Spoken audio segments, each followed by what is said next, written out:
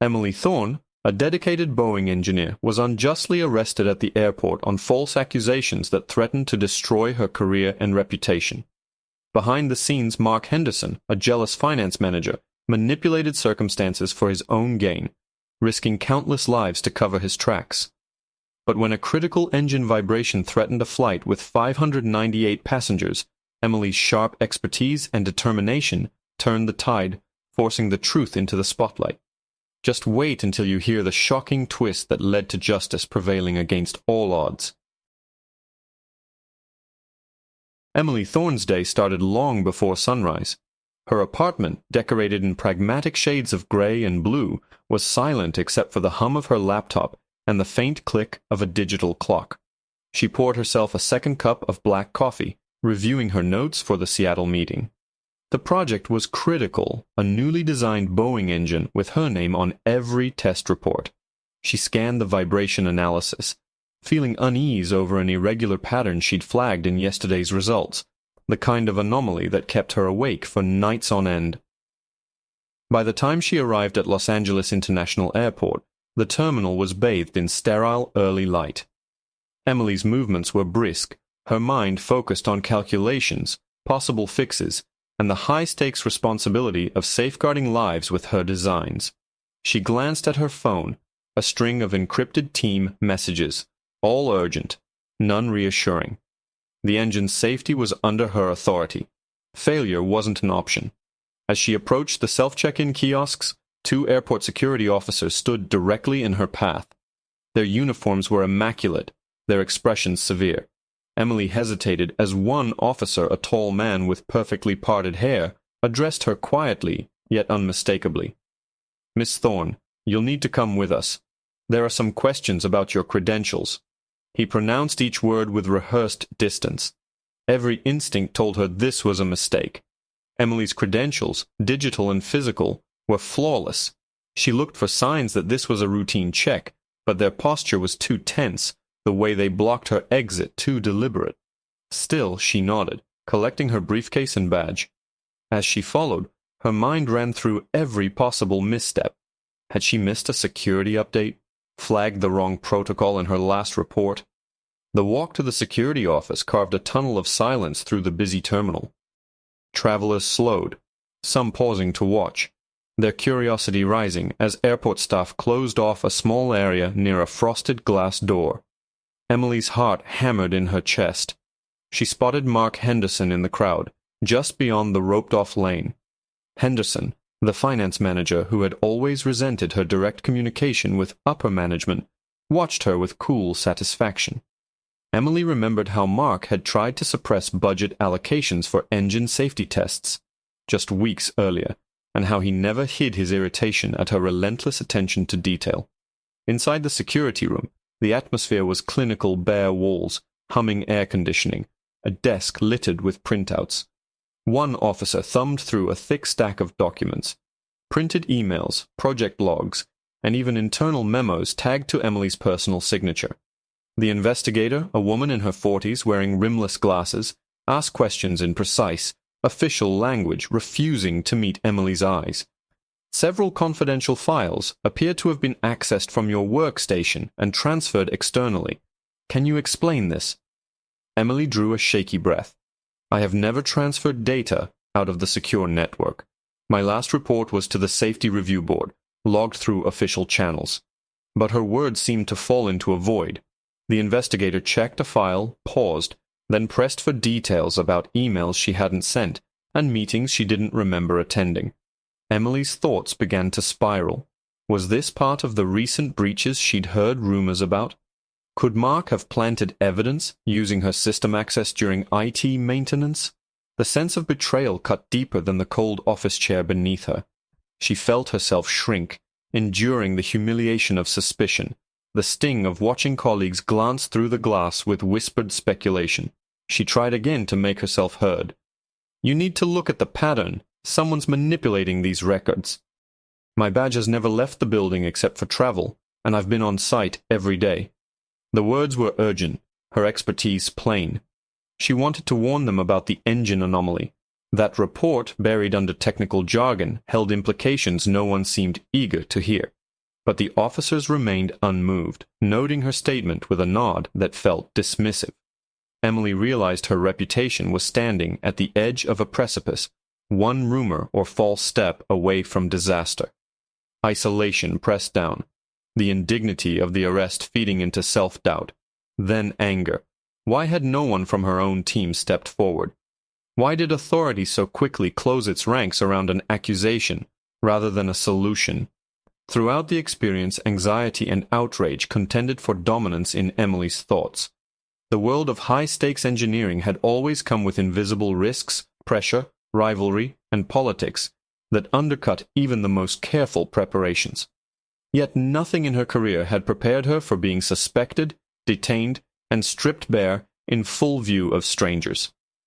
As the hours stretched, news began to ripple through the terminal. A Boeing engineer, under investigation.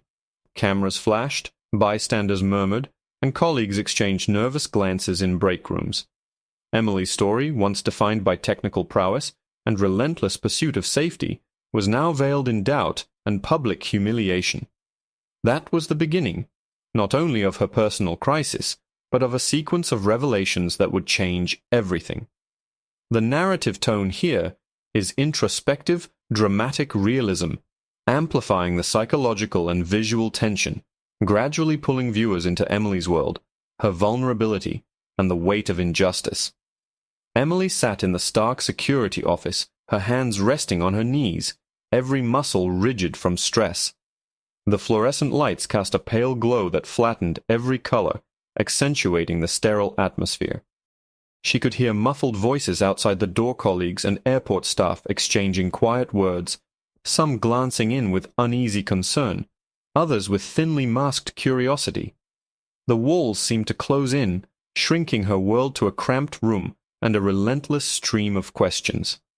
The investigator, stern and methodical, laid out the official papers with deliberate care. Each document was evidence alleged against Emily, every sheet loaded with implications of betrayal.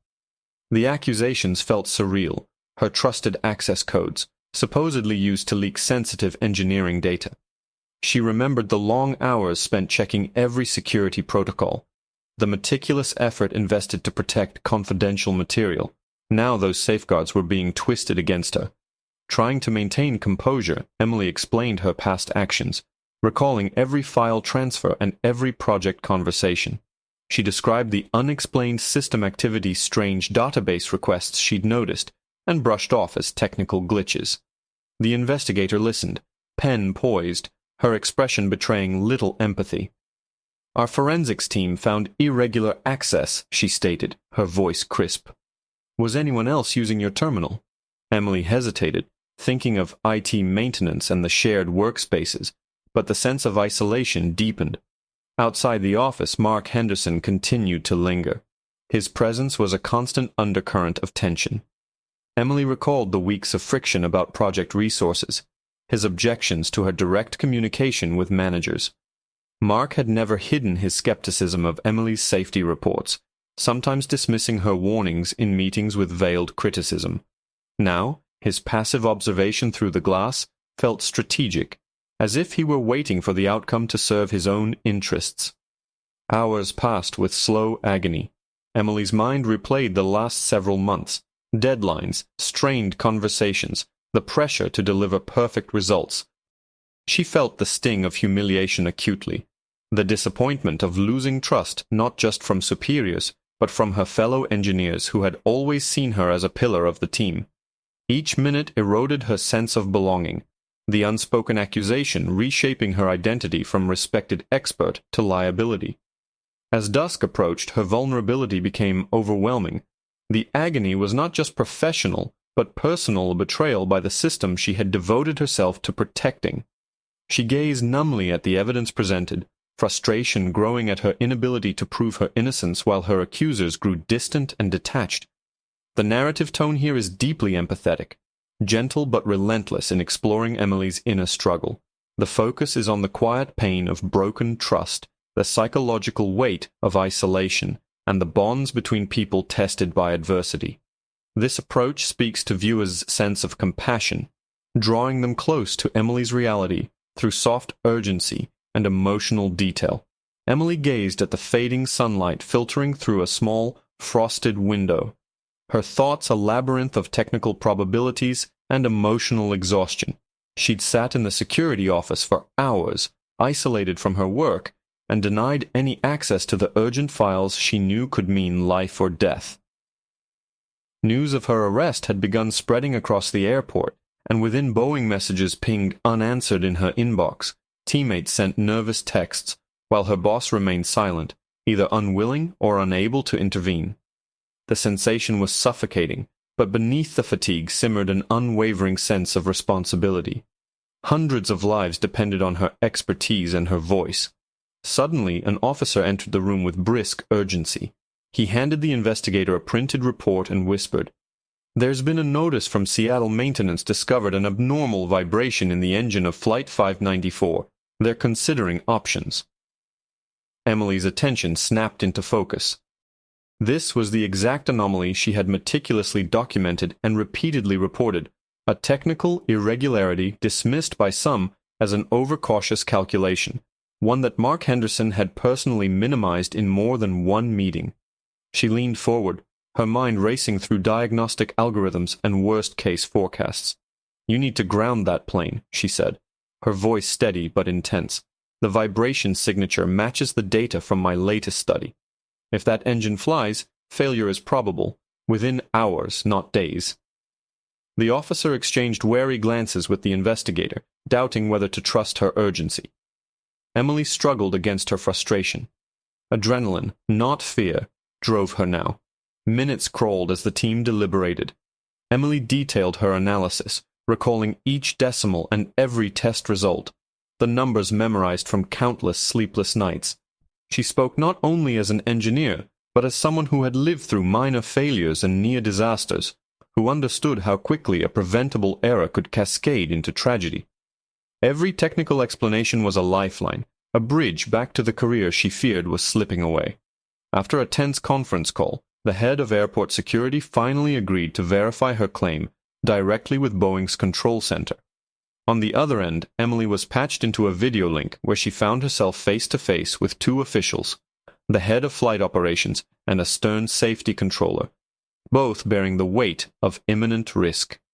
She outlined her findings: turbine instability, material fatigue, and the specific model signatures she'd flagged. The officials, reluctant at first, grew increasingly engaged as she mapped out potential failure points. The room became the center of a technical storm, arguments volleying back and forth, but Emily refused to cede ground.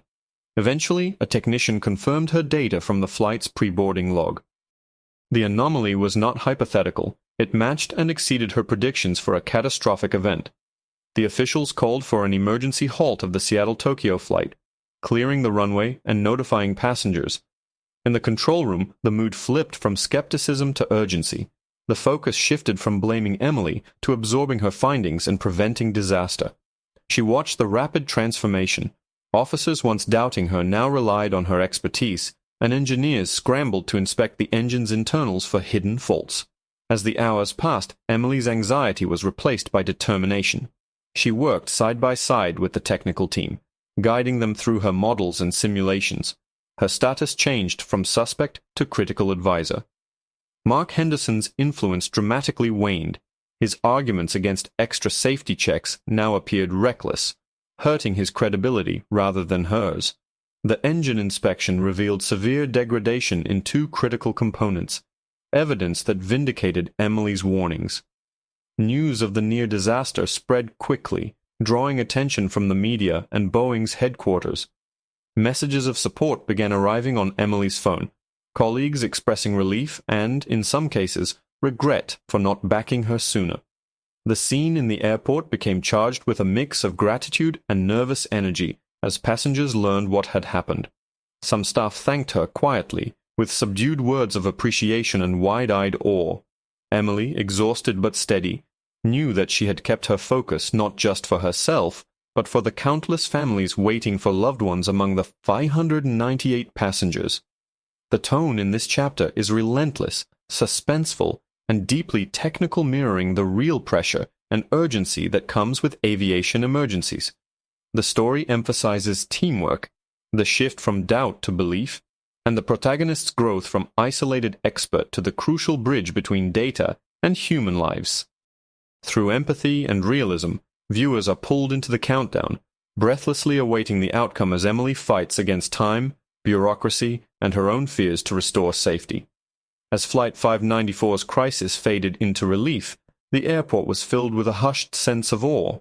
Inside the main operations center, Emily remained at the heart of activity, now surrounded by the technical teams and managers who had so recently viewed her with skepticism. Her role as architect of the safety intervention became unmistakably clear to all present. People watched her, not with suspicion, but with admiration and respect. The transformation was palpable. Authority figures and peers alike now listened when she spoke, seeking her opinion as they navigated the aftermath of the narrowly averted disaster. Boeing's executive team arrived in Seattle within hours, holding impromptu briefings and town hall meetings with engineers and ground crews. Emily participated in these sessions, calmly explaining her methods and highlighting the critical points at which the warning signs of engine failure had manifested. She made deliberate efforts to credit everyone on her team who had contributed to the data gathering and last-minute diagnostics, reinforcing the idea that aviation safety was always a collective pursuit. Meanwhile, media attention intensified. Major news outlets ran headlines about the engineer who saved 598 lives, noting both the danger averted and the professional ordeal Emily had survived. She was invited to give interviews, not only to recount the technical aspects of her analysis, but to share the emotional burden of being unjustly accused at the peak of her responsibilities.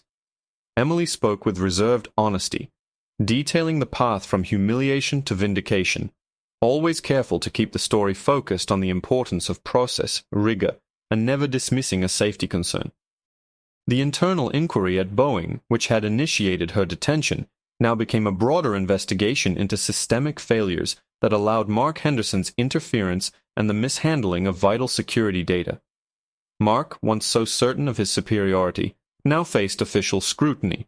Multiple colleagues stepped forward to testify about his repeated efforts to cut safety budgets, his dismissive attitude toward technical warning signs, and the subtle environment of fear he had cultivated among staff. In this new environment, justice, though never perfect, began its slow, methodical work. Colleagues who had kept silent or distanced themselves during Emily's ordeal now approached her with words of apology and gratitude. She accepted these with humility and a quiet sense of relief, but was frank about the lessons learned, the importance of trust, support, and transparency at every level of engineering and management. Young engineers, inspired by her perseverance, wrote messages describing how her example had given them the courage to voice concerns in their own projects.